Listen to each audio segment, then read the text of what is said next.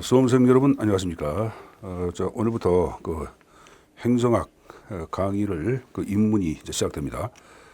오늘 이제 OT 때 말씀을 드릴까 하다가 이걸 이제 본문 시간으로 내용을 좀 뺐어요. 뺀 게 뭐냐면은 그 행정 전체에 대한 목차의 구성과 출제 빈출에 관한 내용입니다. 그래서 그 내용을 간략하게 말씀드리고 바로 행정의 총론 파트부터 입문을 좀 하도록 하겠습니다. 자, 여러분 교재를 잠깐 보시면은 교재를 한 장, 행정이란 무엇인가 챕터 1이 나올 거예요. 거기서부터 한 장, 두 장, 두 장을 넘겨 보시면은 중간에 2번에 행정 활동의 내용 나왔고, 그리고 바로 1번에 행정의 과정이 나오고 있을 거예요. 자, 과정에 관한 형태가 하단에 7단계 형태가 쭉 나왔죠. 그 목표 설정부터 활류까지가 나왔는데, 자, 우리 이제 행정학의 교재들, 그러니까 대학에서 쓰는 행정학 개론책들, 그리고 각종 국가고시 수험서 같은 경우에는 그 현대 행정의 과정 7단계 근거의 전체 목차를 구성을 시켜놓고 있습니다. 행정의 과정은 정부 활동의 절차입니다. 정부 활동은 어떠한 절차를 거쳐서 이루어지는지를 정해놓은 거예요. 자, 그럼 이제 거기에 나온 게 어떻게 나왔냐면은 맨 앞에 목표 설정이 나왔고, 두 번째 정책 결정, 세 번째 기획 나왔죠. 그리고 조직화가 나오고 있고, 동작화, 그리고 평가, 마지막으로 피드백, 환류. 이 환류를 시정 조치라고 표현하기도 합니다. 같은 말입니다. 자, 그럼 얘는 이제 목표 설정은 행정의 가장 기본적인 이정표를 설정한다고 생각하시면 됩니다. 문재인 정부가 출범했다. 그러면 정부 노선이라 이정표, 국정 지표를 설정하는데 그걸 목표를 설정한다라고 언급을 해요. 그럼 정책 결정은 이제 목표를 달성하기 위한 구체화된 대안 선택을 정책 결정한다라고 얘기하죠. 자, 설정된 목표가 예를 들어서 깨끗한 정부의 구현을 목표로 설정했다. 그러면 깨끗한 정부를 구현하기 위하여 각종 부패 방지법을 제정했다. 김영란법을 제정했다. 아니면은 공직자 윤리법을 만들었다. 그걸 정책 결정한다고 얘기하죠.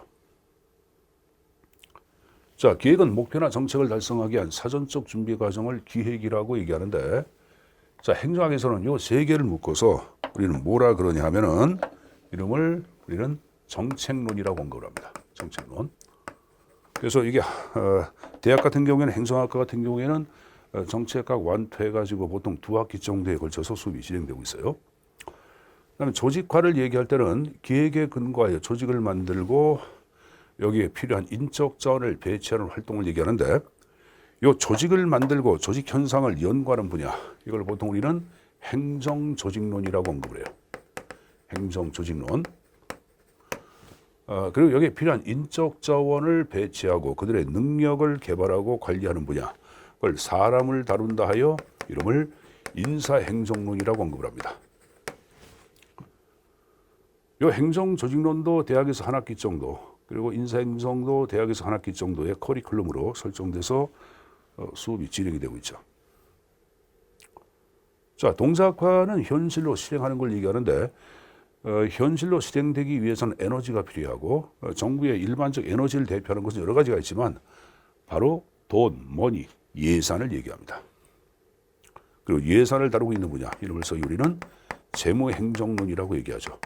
이것도 대학 같은 경우에 한 학기 정도에 걸쳐서 수업이 진행이 되고 있어요.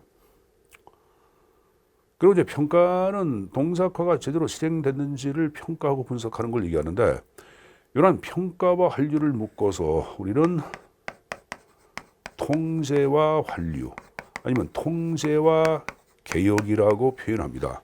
그래서 이쪽은 뭐 행정통제론이다, 아니면 행정개혁론, 환류론이라고 하는 전공 과목들이 존재합니다. 대학에. 그것도 한 학기 정도 수업이 진행되고 있습니다.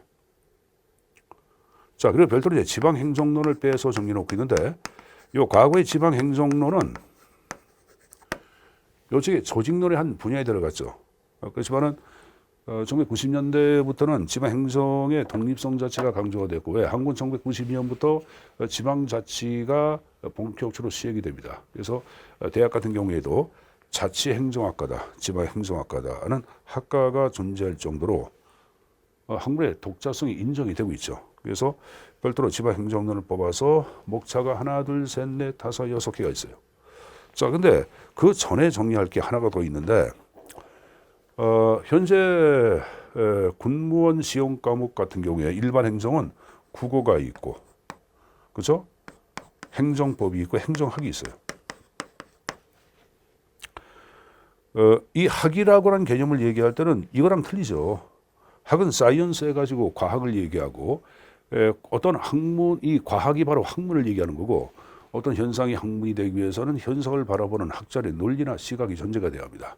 그 논리나 시각을 보통 묶어서 어프로치, 접근 방법이다, 아니면 뭐 패러다임이다, 그런 말을 쓰는데, 그걸 중심으로 묶어놓고 있는 것이 총론이란 파트, 이 총론을 기초 이론이라고 정의하기도 합니다. 근데 여러분들 이 군도 행정학은 총론이란 말로 표현하고 있죠. 그 전체 구성이 하나, 둘, 셋, 넷, 다섯, 여섯, 일곱 개 형태로 구성이 되어 있습니다. 최근에 여러분들 약 5년 정도의 기출된 문제를 평균적으로 한번 잡아서 얘기할 때 25문항의 평균. 그래서 총론 파트가 의외로 문제가 많이 나와요. 저기 5문항 정도. 정책론도 문항이 많이 나옵니다. 이것도 4문항에서 5문항. 조직이론 4문항, 5문항. 인사행정론 같은 경우에는 3문항에서 4문항. 점유행정 3문항, 4문항. 통제한류 한 3문항 내외 정도, 2문항, 3문항, 지방행정론 3문항 내외 정도 문제가 나왔죠. 그래서 전체 구성 형태가 이렇게 25문제 정도로 구성해 놓고 있고, 이 구성에 따라서 내용들을 반영을 해 놓고 있어요. 시험에 다당도라는 게 있죠. 뭐 구성 다당도, 내용 탐도 그러는데, 어쨌든 간에 지금 얘기한 내용 자체, 행정의 내용 자체를 시험 문제 충실히 반영하고 있는지, 그 반영도를 얘기할 땐 이러한 형태에 따라서 구성을 시켜놓고 있습니다.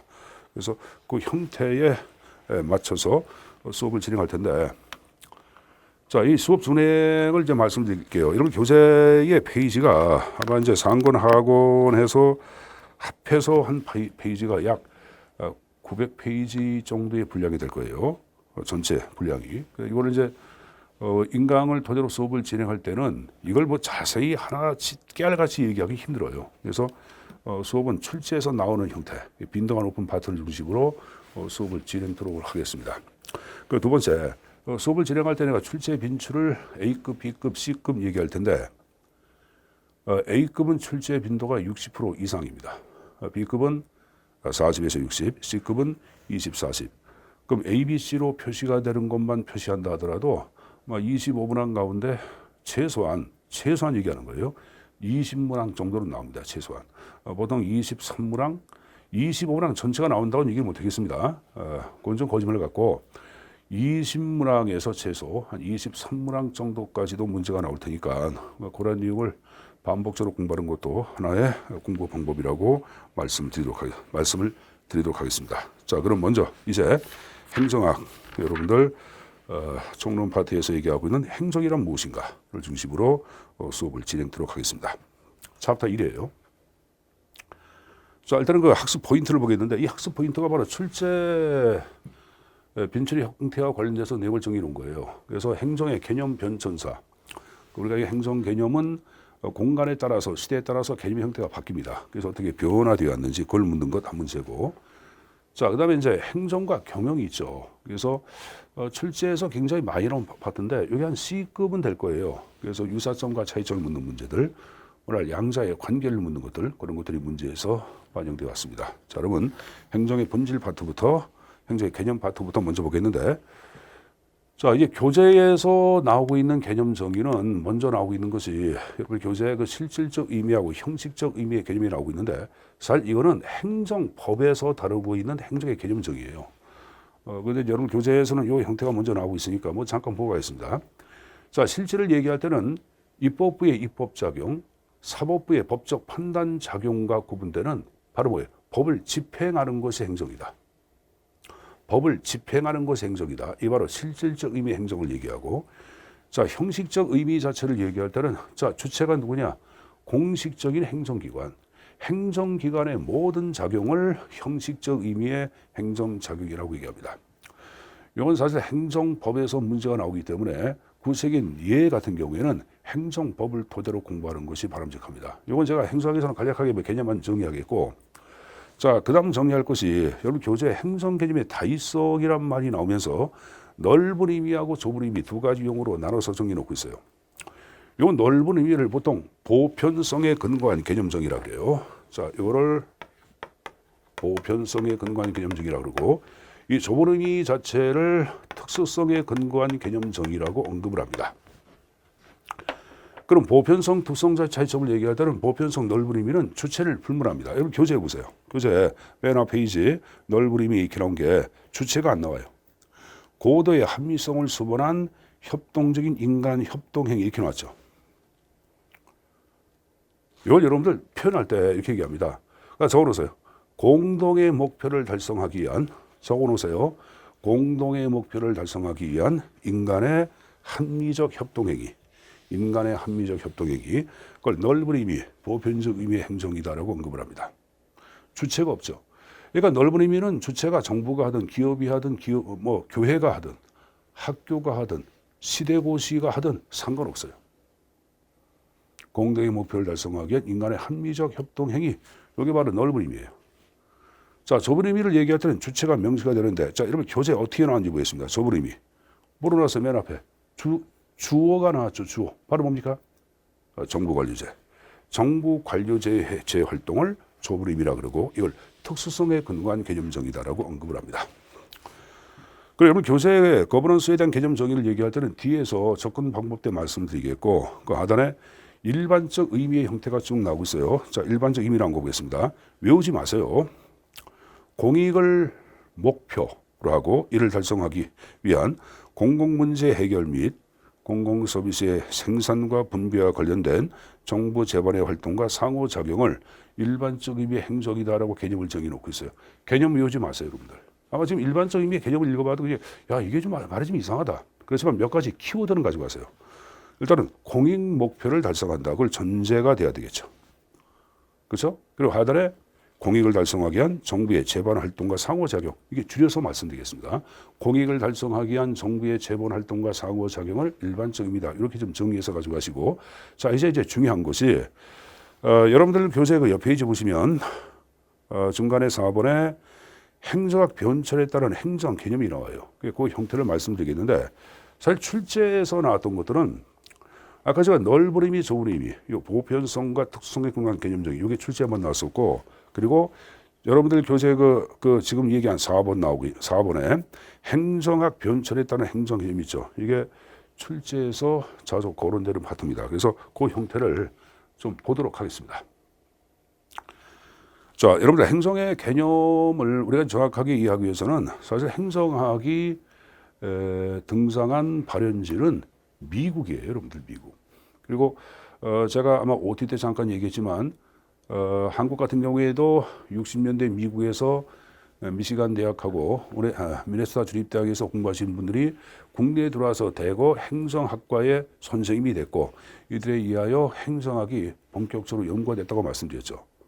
그리고 행정학을 학과에서 수업하기 위해서는 교재가 필요했고 이때 교재는 이분들이 미국서 공부한 행정학 교재를 번역해서 쓸 수밖에 없었어요. 그래서 그 번역하다 보니까 미국 역사 발전 단계가 나올 수밖에 없었고 그리고 미국에서 얘기한 행정학을 국내에서 번역하다 쓰다 보니까 행정 내용이 바로 미국 역사 발전 단계에 따라서 개념의 형태를 정의할 수밖에 없는 그런 좀 어려운 점이 있었겠죠. 그래서 이 개념 정의도 미국 역사 발전 단계에 따라서 어떻게 개념이 발달되어 왔는지 그 내용을 좀 말씀드리겠습니다.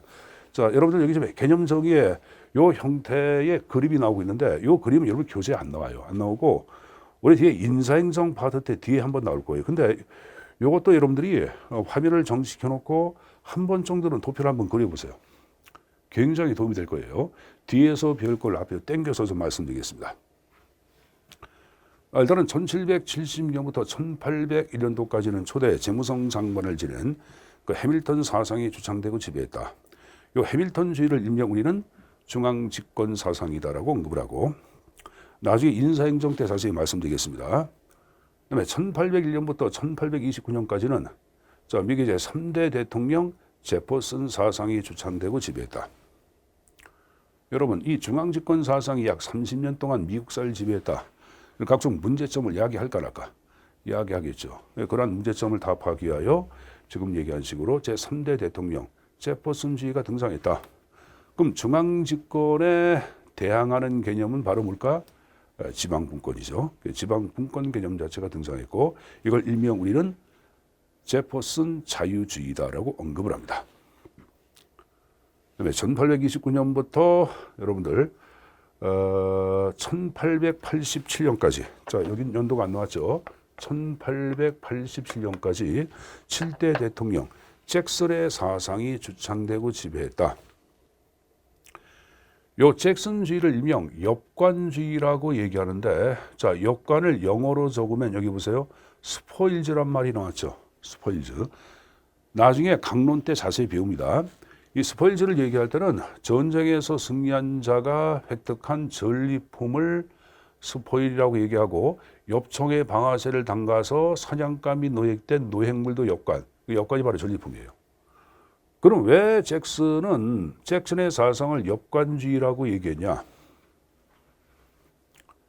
자, 미군 제5대 멀로 대통령 때 대통령 임기 4년법이 법제화됩니다. 그러면 4년에 한 번씩 정치 권력이 변동될 때마다 선거에서 승리한 집권당이 있을까 없을까? 있겠죠.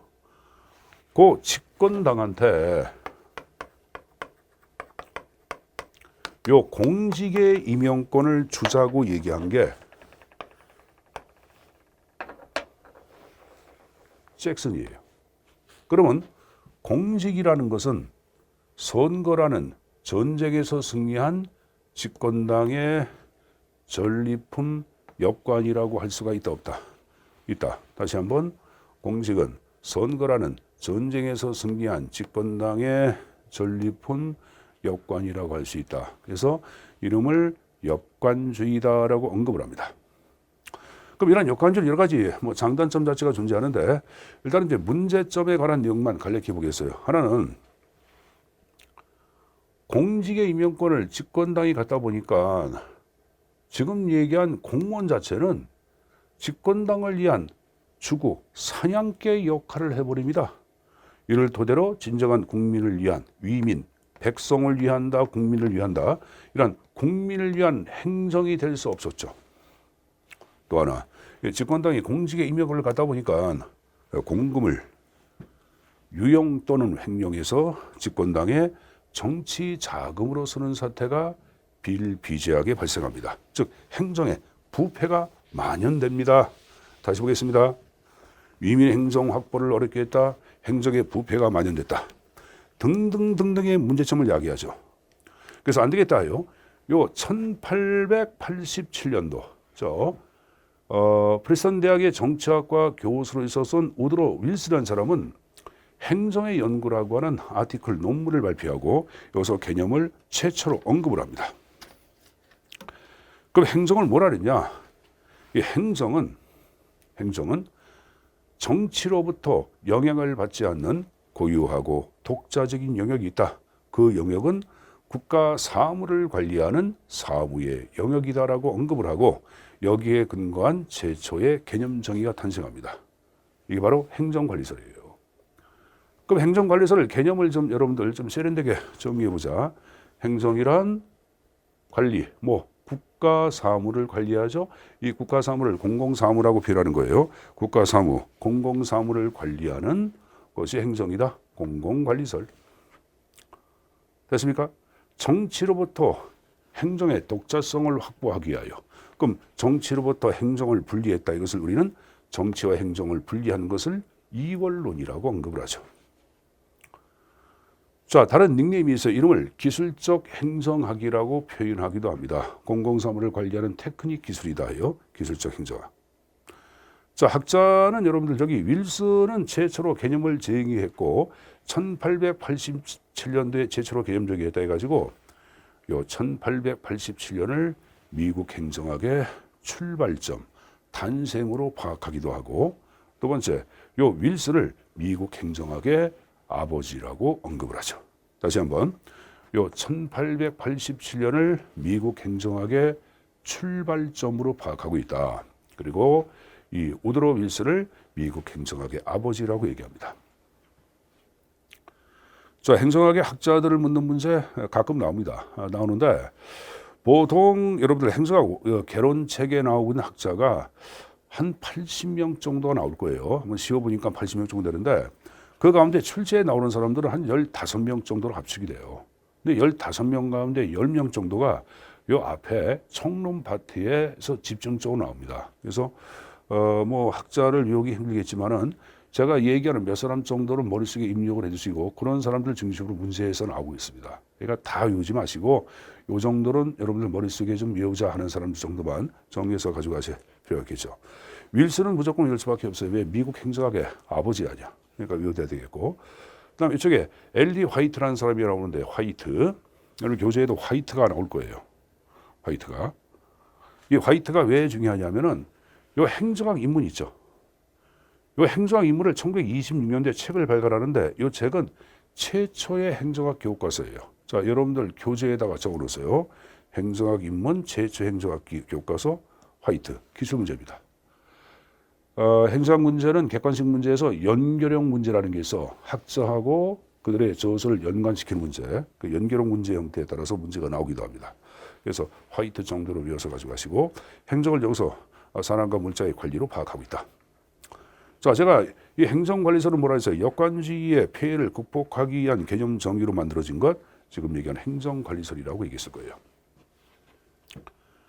자, 그럼 행정관리설이 언제까지냐? 1930년대 이전까지의 행정의 개념을 대표하는 패러다임으로서 여러분들 자리를 잡죠. 그러나 요 30년대 공황 이후에 또 새로운 개념이 탄생하는데 그 새로운 개념이 두 번째로 하고 있는 통치기능설이에요. 여러분들 모든 용어는 용어가 의미를 함축하고 있죠. 행정관리설, 행정은 관리한다, 공공사무를. 아까 역관주의, 행정은 전리품이다, 집권당의 전리품, 이런 식으로. 그러면 통치기능설은 바로 볼까? 행정이란 통치라는 기능을 수행한다. 그래서 통치기능설이에요. 그럼 여러분들은 뭐 개념 다 끝났네라고 생각하겠죠. 그럼 통치가 무엇인가 의미를 가져가야 돼. 통치란 개념을 얘기한 대표적인 사람은 여러분 사회계약서를 대표하는 학자 그럼 누가 떠올라요? 사회계약설, 백지이론. 우리가 이제 사회계약서를 얘기할 때는 루소라는 사람이 떠오르죠, 여러분들? 그렇죠? 그리고 백지이론, 인간 오성설로 유명한 사람이 있어요. 누구예요? 존 로크죠, 여러분들. 로크.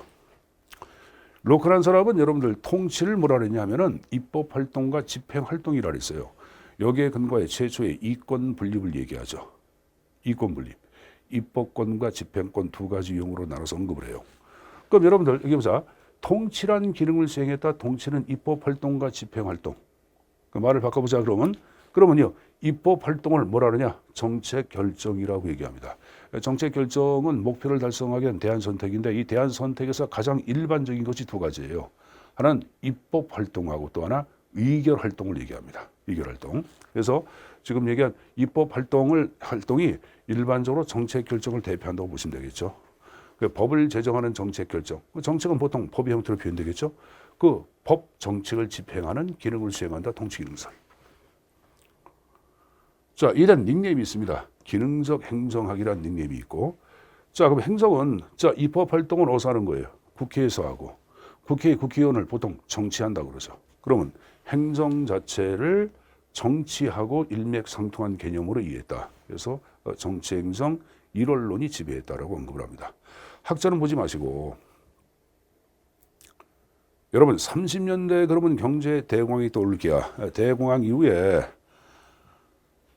모든 국가 기능이 망가지죠. 그리고 그 이전의 국가 형태는 입법국가, 의회국가였고 입법국가, 의회국가가 제대로 역할을 못하다 보니까 이제 국민의 기대가 입법부에서부터 어디로 바뀝니다. 행정부로 바뀌고 행정부한테 막대한 힘을 실어줍니다. 그럼 이 행정부가 힘이 센 국가를 뭐라 그러냐? 그 행정국가라고 얘기하는 거죠. 그 행정부가 힘이 세졌다는 말은 단순하게 법의 집행만이 아니라 이제 행정이 뭐도 한다? 법을 제정하는 활동도 합니다. 그래서 여러분들 아마 행정입법이란 말 들어봤죠? 대통령령, 대통령이 여러분들 법규를 만들죠. 그걸 명령, 시행령 그러잖아요, 여러분들. 그죠? 총리령. 그리고 각부 장관이 부령을 제정해 안 해. 하죠. 이게 이때부터예요, 여러분들. 이때부터. 그래서 이 행정국가의 대도는 행정부의 재량권의 확대를 가져왔고 이제 행정부도 법을 제정하는 활동도 한다. 출제는 행정국가의 대도와 함께 탄생한 것 해서 출제 한번 나왔었죠. 그 바로 뭐다? 통치 기능설이 등장했다라고 언급을 합니다. 자, 그리고 세 번째 나온 게 행정 행태설이 나왔는데 일단 행정 행태설을 제시한 학자를 좀 가져가야 합니다. 자, 여기 두 명의 학자가 나왔는데 요 사람 정도는 꼭 가져가야 돼. 하버트 사이먼. 여러분 교재에도 행태설 해가지고 사이먼이 나올게요. 기억니은 디귿 학자 사이먼 나왔어 안 나왔어? 나왔죠. 그 사이먼을 얘기하는 거예요. 여러분들 여러분 교재 사이먼 옆에 보나드가 나왔는데 보나드에서 스페링이 잘못됐네. BER이 아니라 BAR로 바꿔놓았어요. BAR. 바나드 그러죠, 여러분들. 자, 이거는 이제 요 두 명의 학자 가운데 사이먼은 꼭 외워두시고 왜 사이먼을 외우냐면은 행정학에서 가장 말 많은 자 그러면 사이먼을 얘기해요. 학자를 묻는 문제가 나왔어요. 근데 도저히 모르겠다. 근데 사이먼이 나왔다. 그러면 사이먼을 체킹하세요. 그럼 답이 됩니다. 그만큼 말이 많아요. 요 사이먼이 만든 게 행정 행태설인데 이 행정 행태설을 왜 만들었냐 하면은 자, 행정학 탄생 아까 언제라 그랬죠? 1887년도가 행정학 탄생 기점이라고 얘기했을 거예요. 글자가 잘 보일지 모르겠네. 1887년. 그럼 1880년대 후반에 등장한 행정학, 여기 1945년도예요. 그래서 약 60년이라는 세월이 흘러왔다. 근데 이렇게 흘러왔음에도 불구하고 행정학은 온전한 하나의 독립된 학문이라고 얘기할 수 없다고 비판해요, 여러분들. 그러니까 법학이나 정치학이나 사회학 이런 학문들은 오랜 역사를 가지고 하나의 학문적, 이론적 틀이 확립이 됐고 이론적 체계가 구성이 됐는데 행정의 역사가 짧다 보니까 아직까지 이론적 체계가 구성이 안 돼 있고 불완전하다라고 얘기합니다. 그래서 사이먼이 이 행정 행태설을 만든 이유는 행정학의 이론적 체계를 구축하는 것을 행정학의 과학화를 추구한다라고 언급을 합니다. 이 행정학의 과학화를 추구하기 위한 개념 정의로 탄생한 것이 바로 뭐다? 이 행정 행태설이에요. 그럼 꼭 가져가셔야 합니다. 행정학의 과학화를 추구하기 위해 만들어진 것, 행정 행태설. 그럼 행정 행태설은 여기 보세요. 자, 통치 기능설은 행정이 뭐까지 합니까? 정책 결정까지 하죠. 정책 결정, 입법 활동은 보통 국회, 정치에서 하는 거 아니에요. 그러다 보니까 여러분들 이게 통치 기능설을 보면은 이게 여러분들 행정학인지 정치학인지 구분이 안 가는 거예요. 그래서 이 사이먼은 먼저 행정학의 과학화를 추구하기 위해서는 정치학으로부터 행정을 분리해야 한다고 파악하고 있어요. 그래야지 이론적 체계를 구축할 수 있다고 얘기합니다. 그럼 정치로부터 행정을 분리했으니까 정치 행정 1이야 2야? 2원론이에요. 자, 제가 정치로부터 행정을 분리했다 그랬죠? 정치를 배제하자고 파악한 거예요. 근데 여러분들이 혼동을 많이 하는 게 정치적인 성격을 배제하는 것하고 정치적인 성격을 부정하는 것하고는 틀려요, 여러분들. 부정, 배제. 이건 같은 말이 아닙니다. 이 배제는 제외하는 거예요. 그래서 일단은 사이먼이 얘기한 건 바로 뭐냐? 그러니까 행정학이 온전한 학문적 체계를 구성하기 위해서는 정치적인 성격 자체를 먼저 배제하자고 얘기한 거예요, 배제. 그래서 배제하자고 얘기하기 때문에 좀 전에 얘기했듯이 바로 뭐다? 정치행정. 이원론이 되는 거예요. 부정이란 말을 안 씁니다. 왜 그러냐면 사이먼은 정부가 법을 제정하는 거 할 수 있다고 얘기합니다. 왜? 30년대 공황, 40년대 2차 대전 종결 이후에는 정부에 대한 국민의 요구가 폭발적으로 증가하다 보니까 이에 긴밀하게 대응하기 위해서는 뭐 여러분들 스스로 법도 제정할 수 있는 그런 권한이 있어야 돼. 그래서 그걸 부정한 것은 아닙니다. 그러나 이런 얘기를 하죠. 요 법을 제정하는 것은 본래 행정의 영역이 아니라 그건 정치 영역이다. 그래서 행정학의 이론적 체계를 구축할 때만큼은 행정의 정적인 성격을 제외해놓고 이론을 구성하자고 얘기한 거예요. 그러니까 이 표현 굉장히 중요합니다. 부정한 것이 아니라 연구 대상에서 제외했다. 이 표현을 좀 숙지해서 가져가시고 교재 그 편이 안 나왔으면 이걸 좀 정리를 꼭 해두셔야 합니다. 이거 적어놓으세요.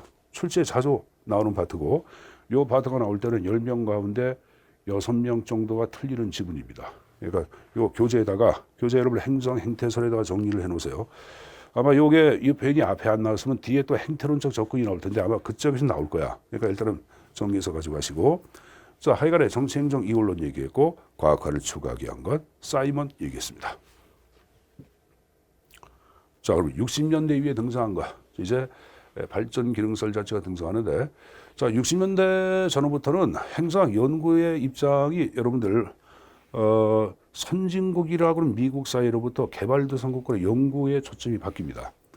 아까 리그스라는 사람을 제가 얘기하면서 리그스가 뭐라 그랬어요?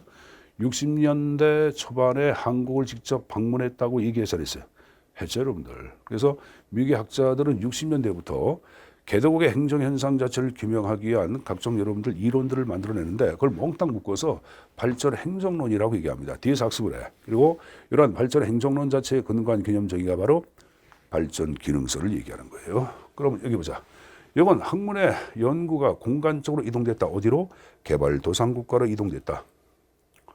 그럼 발전 기능설에서 파악한 행성은 발전이라는 기능을 수행한다. 발전 기능설. 끝났네. 그렇죠? 그 밑에 발전은 어떡하냐? 행정부가 강력한 힘을 갖고 정책도 결정하고 집행도 하자고 파악합니다. 근데 만약에 정책 결정과 집행을 여러분들 행정의 개념으로 파악할 때는 통치 기능설과 너무 똑같잖아요. 그래서 차이점을 제시하기 위하여 하나 더 추가하고 있는 것이 기획을 집어넣고 있죠. 그래서 정책을 결정하고 집행하고 기획을 담당하는 것이 행정이다. 이 발전을 영어로 디벨로프먼트라고 그러는데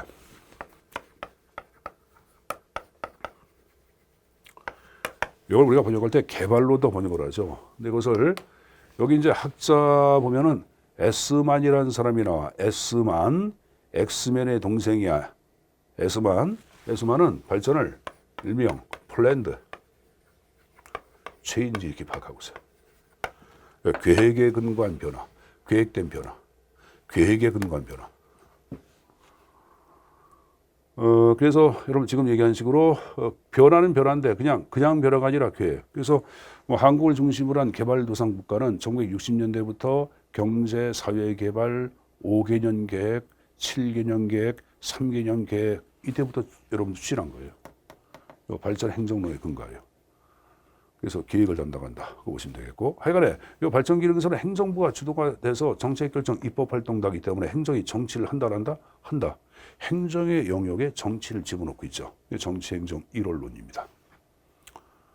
여기 학자로 왔는데 일단 S만 정도는 정리해서 가져가시고. 자, 기타 신공공관리론, 뉴거버넌스 이런 것들 나오고 있고 교재에 뭐 정책과 기능설도 나오고 있는데 정책과 기능설은 출제에 안 나올 테고 이 두 가지 형태는 뒤에 접근 방법 때 설명을 하도록 하겠습니다. 그래서 일단은 여러분들이 이 발전 기능설까지가 행정의 개념의 흐름을 대표한다는 것 정도는 정리해서 가져갈 필요가 있습니다. 자, 그리고 또 하나 정리할 것이 뭐냐면은 요 밑에 보시면 보편성과 특수성 일반적 개념 정리 놓고 있는데 우리가 앞에서 본 내용이에요. 근데 제가 보편성은 넓은 의미, 광의 개념 얘기했죠. 주체를 불문하고 공동의 목표를 달성하기 위한 한미적 협동행위 아까 얘기했던 얘기고 특성 자체를 얘기할 때는 주체가 명시가 된다. 좁은 의미, 정부 관리적 행위라고 얘기했습니다. 그래서 그 형태가 표현되고 있는 겁니다. 그래서 이제 개념에 관한 기본적인 틀이나 내용들은 다 얘기를 했어요. 얘기를 했고 여러분들 지금 우리가 수업을 진행한 게 개념의 변천사까지 해서 개념이 끝났고 그리고 그 다음 페이지 보시면은 행정 활동에서 행정의 과정은 아까 제가 얘기한 뭘 얘기했어요? 7단계 형태. 목표 설정부터 완료까지 교우 내용도 학습했습니다. 자, 그리고 여러분들 그 행정 활동의 행정 과정 1번 나왔고 2번에 행정 수요가 나왔는데 행정 수요의 개념만 이해해 두세요. 행정 수요는 행정에 대한 국민의 요구, 기대, 그걸 소위 행정 수요다라고 언급을 합니다. 그래서 그 정도까지는 개념의 형태를 정리해서 가져갈 필요가 있습니다. 자, 그리고 이제 정리할 내용이 여러분들 그 다음 페이지에 행정의 기능이 3번에 나오고 있을 거예요. 자, 기능 자체를 여러 가지 형태로 나눠서 정리해 놓고 있는데 이게 과거에는 출제에 나오다가 최근에 문제에서는 문제 형태가 급격히 감소가 됐습니다. 그래서 그렇다고 그냥 가긴 뭐하고 출제에 나왔던 것만 잠깐 보고 가겠는데, 자, 동그라미 1번에 행성의 안정화의 기능과 사회 변동 나온 거 있죠? 그건 좀 가져가야 돼. 요 안정의 기능을 일명 소극적 기능, 그러고 변화 촉진 변동 기능을 적극적 기능이라고 언급을 합니다. 시험 문제는 양자를 섞어서 뭐 소극적 기능이 아닌 것은 무엇인가 이런 식으로 문제가 나왔었죠. 그래서 이 안정의 기능 자체를 대표하는 것들, 거기 첫 번째 줄 보시면은 소극적 기능 가로 안에 치안 국방 외교, 규제 이런 것들은 지금 얘기한 소극적 기능을 대표하는 거고, 여러분 바로 옆에 사회 변동 촉진 유도 기능을 얘기할 때는 적극적 기능을 얘기하는데, 여러분 가치관 태도를 변화시키는 것들 뭐가 있어요? 교육, 사회화 들어가죠, 여러분들. 그렇죠? 그리고 사회 구조의 변화를 이야기하는 개발, 건설, 이건 몽땅 다 지금 얘기한 식으로 적극적 기능을 대표한다고 보시면 됩니다. 거기 교육, 건설, 개발 하나만 더 적어놓자. 사회화. 사회화를 적어놓으세요. 사회화. 문화의 내용에 동화되고 이를 내밀화시키는 것을 사회화 그러죠. 그것도 지금 얘기한 식으로 적극적 기능에 해당된다고 보시면 됩니다. 자, 그리고 동그라미 3번에 보시면 그 마샬 디목이 파악한 분리가 나와요. 분리해가지고, 자, 이 사람은 네 가지 형태의 기능이 나오는데 박스 안에 맨 밑에 보자. 보한, 규제, 원어, 직접 봉사, 보규, 원서 이렇게 보세요. 보규, 원서. 적어놔.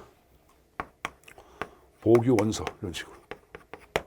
보호, 규제, 원호, 직접 봉사, 서비스를 얘기하죠. 그래서 이 보호로 갈수록의 성격은 바로 전통적 기능이고, 질서 유지의 성격이 강하다, 강하지 않다? 강하죠. 그 표현이 나올 거예요.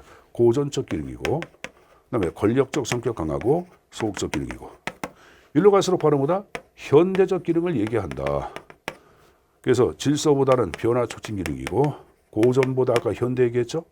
그리고 권력이 아니라 비권력, 적극적 성격, 봉사의 성격이 강하다고 얘기했을 거예요. 그래서 이 적극하고 현대의 성격을 구분해서 내용 정리, 박사의 근행이 나왔죠. 그래서 여러분들 거기 아마 보한 규제로 갈수록 고전적, 소극적, 권력적 고유의 기능, 그 다음에 이쪽에 원어의 기능, 직접 봉사로 갈수록 현대, 적극, 비권력, 파생적 기능. 그래서 이쪽을 질서 나왔죠? 이쪽을 여러분들 봉사, 서비스 이 표현하고 있습니다. 그래서 그 형태까지 내용 정리해서 가져갈 필요가 있습니다. 자, 그 다음 나오는 것이 이제 제어로서의 행성이 나오고 있는데, 이 제어로서의 행성은 여러분들 순서를 좀 바꿔서 얘기하겠습니다. 그래서 지금 제가 강의가 이제 2강째 수업이 진행되고 있고, OT 강의 첫 번째, 이게 두 번째 강의고, 요 강의 끝나고 제 3강째부터 지금 얘기한 행정과 경영과의 관계를 얘기를 할 거예요. 그때 부연 설명해서 말씀을 드리도록 하겠습니다. 자, 그럼 여러분들 일단은 1강에서 학습한 내용 가운데 주요 여러분들 키워드하고 용어를 간략히 정리해보고 1강을 마무리하도록 하겠습니다. 일단 행정의 개념을 얘기할 때는 여러분들 실질과 형식적 개념의 형태를 정리해두라. 실질을 얘기할 때는 입법과 법적 판단, 사법적 기능과 여러 구별되는 법의 집행 기능을 얘기했고, 형식을 얘기할 때는 자, 주체 누구? 공식적 행정기관이 행하고 있는 모든 활동 자체를 행정으로 파악하고 있는 것은 바로 형식적 의미라고 얘기했을 거예요. 두 번째, 개념 정의가 넓은 의미하고 좁은 의미가 있다. 넓은 의미는 주체를 불문하는 개념이고, 좁은 의미를 얘기할 때는 정부 관료제의 활동이라고 말씀드렸어요. 이 넓은 의미를 보편성, 좁은 의미를 특수성이라고 얘기했죠. 자, 그리고 정리할 게 개념에 관한 변천사중 얘기했죠. 자, 제가 행정관리설, 통치기능설, 행정행태설, 발전기능설 네 가지 형태를 얘기했다. 행정이란 공공사무를 관리한다. 그게 바로 뭐예요? 행정관리설 얘기했죠. 여기 나오죠. 통치기능설을 얘기하다는 행정이란 정책 결정과 집행을 관장하고 있다. 행정행태설, 행정은 공무원이 고유한 사실적 행태이겠죠. 자, 발전기능설은 정책 결정과 집행과 계획을 담당하는 것이 행정이다. 자, 그리고 중요한 게 정치 행정과의 관계에 연관시키는 문제. 그래서 행정관리설, 정치행정 이원론, 통치기능 일원론, 행정행태 이원론, 발전기능설 일원론이라고 말씀드렸고, 자, 학자를 얘기할 때는 행정관리설에서 윌슨과 화이트 정도는 꼭 가져가라고 말씀드렸고, 여러분들 요 행정행태설에서는 사이먼을 가져가라. 그리고 역관지 배당 극복을 위한 것 행정관리설, 행정국가의 대도와 함께 탄생한 것 통치기능설, 행정의 과학화 행정행태설, 개발도상국가를 대상으로 한 개념적을 얘기할 때는 발전기능설까지 얘기했을 거예요. 자, 그리고 여러분들 개념을 얘기할 때 행정활동에 관한 내용들, 그래서 현대 행정의 과정을 얘기할 때 7단계를 얘기했다. 목표 설정, 정책 결정, 기획, 조직을 만들고 현실로 실행 동작화, 그리고 평가하고 마지막으로 환류가 이루어진다. 자, 그리고 오른쪽 페이지 맨 위에 행정에 대한 국민의 기대, 요구를 행정 수요라고 말씀드렸습니다. 그 다음 페이지 보시면은 자, 행정의 기능은 안정적 기능이 있고 변화 촉진 기능이 있다. 안정적 기능을 얘기할 때는 소극, 변화 촉진은 적극, 교육, 개발, 건설, 사회화는 변화 촉진 적극이라고 말씀드렸어요. 그리고 마셀 디목이 파악한 네 가지 형태의 기능 기억나죠? 보규 원서. 그래서 제가 아까 보호나 규제를 갈수록 전통적 기능, 질서 유지, 고전적 기능, 권력적 성격, 소극, 고유의 기능 얘기했고, 현대 변화 촉진, 봉사, 비권력, 적극적 기능, 그리고 이쪽을 얘기할 때는 파생적 기능에 해당된다까지 얘기했을 겁니다. 자, 정리됐으면은 2강 때, 3강 때 또 찾아뵙도록 하겠습니다. 자, 여러분들 고생 많았습니다.